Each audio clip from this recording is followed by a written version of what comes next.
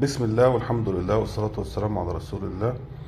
العرض يا جماعة اللي هنتكلم عنه النهاردة، آه هنتكلم على موقع الأرض الأول. موقع الأرض زي ما انتم شايفين كده على الأسفلت. الأرض النهاردة كان ترابها هوا شديد جدا، يعني الحتة دي كده لو تشوف منها بلاط وانت واقف كده في الأرض تشوف بداية بلاط. بينك وبين بلاط مدينة بلاط دي مركز ومدينة زي الدخلة كده، بس لسه نشأة جديد يعني. آه، بينها وبين بلاط حوالي قول 5 كيلو، قول مدق 5 كيلو. خلاص. خلاص، وعلى الاسفلت كده لو لفيت من على الاسفلت هتمشي لك يجي 10 كيلو توصل بلاط. بس خليك في المدق 4 5 كيلو تبقى في بلاط ومدق كويس جدا مش وحش. الارض خامتها حمرا زي ما انتم شايفين كده. الارض معظمها كان زارع قبل كده. معظمها كان زارع قبل كده زي ما حضراتكم شايفين. الارض خامتها حمراء، التربه حمراء، تربه ممتازه ممتازه ممتازه. معلش انا اسف، نرجع للموقع تاني. الاسفلت ده الاسفلت اللي هو رايح على منفلوط، الدخله منفلوط، يعني ساعتين من الارض هنا تكون في اسيوط. ما شاء الله موقع كويس جدا يعني. آه بالنسبه لخامه الارض زي ما انتم شايفين كده، التربه حمراء، التربه ممتازه جدا جدا جدا. هي فيها حاجه اهل الدخله بيعتبروها ميزه. حضرتك لو نزلت الارض ممكن تقول انها عيب، بس هي ميزه مش عيب، اللي هي وجود الصخر الابيض ده.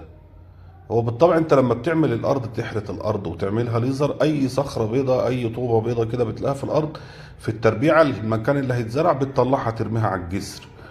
فدي سهله يعني ان شاء الله. الناس بقى ده حضرتك ممكن تفتكرها عيب، تقول عليها عيب. لا، دي ميزه. لو حضرتك سألت أي حد من أهل الدخلة هيقول لك الأراضي اللي بيبقى فيها الصخر الأبيض ده بتبقى أرض إنتاجها عالي جدا جدا جدا، وده احنا شفناه بعينينا. يعني حضرتك لما تيجي تعمل معاينة هاخدك وأطلعك على أرض نفس التربة ونفس الصخور اللي موجودة عليها في الوش دي، مش صخور كبيرة كده، لا ده هي صخور صغيرة، واخد بالك. هفرجك على إنتاجها في البرسيم عامل إزاي وفي القمح عامل إزاي. فما شاء الله خامة الأرض ممتازة جدا جدا جدا. البير 100 فدان، البير على 100 فدان. وفي أرض تانية، هو أنا معارض أرضين النهاردة.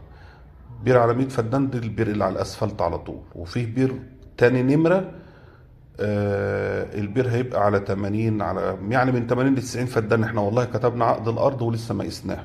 كنا أصول نقيس النهاردة، بس الهواء الشديد خلانا ما نروحش الأرض. البير عمقه 140 متر. البير عمقه هنا وهنا 140 متر. هتقول لي البير سطحي وصغير ومش هيكفي ال 100 فدان.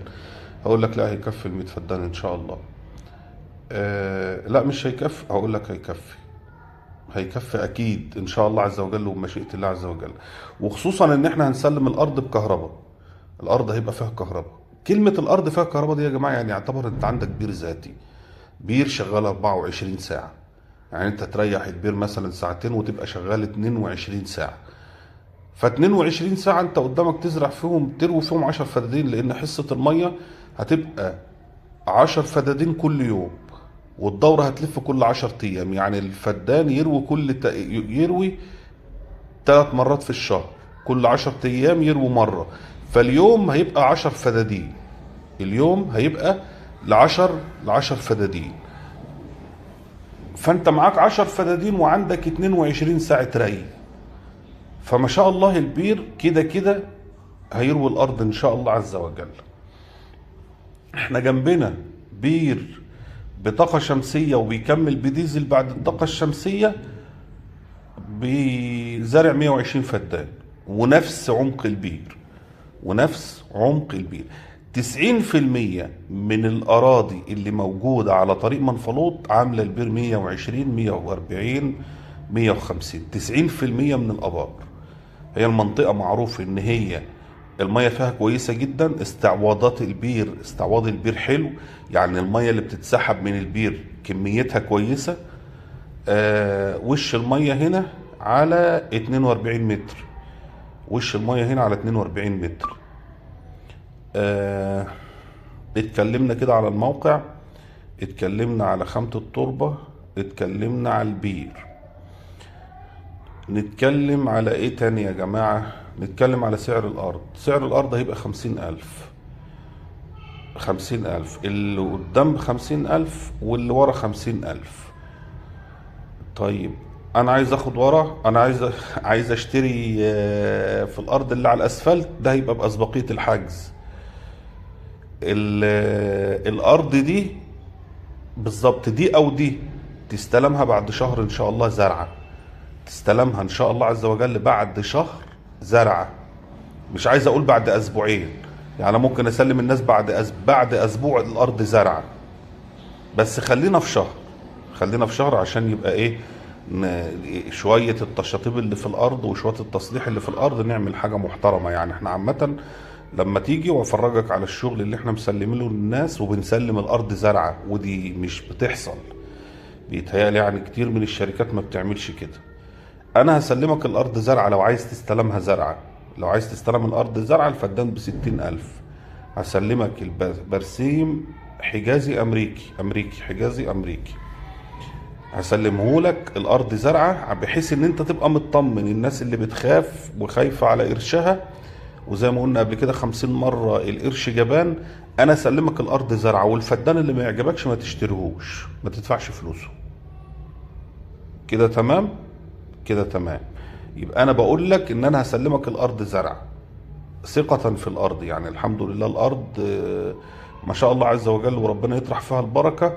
الارض ممتازة جدا جدا جدا. خايف وشكل الارض يعني كاشش شوية منها، انا اسلمك الارض زرعة. والفدان اللي ما يعجبكش قول لي الفدان ده مش عاجبني، انا مش دافع فلوسه، او انا مش هشتري الفدان ده، او اديني فدان غير الفدان ده.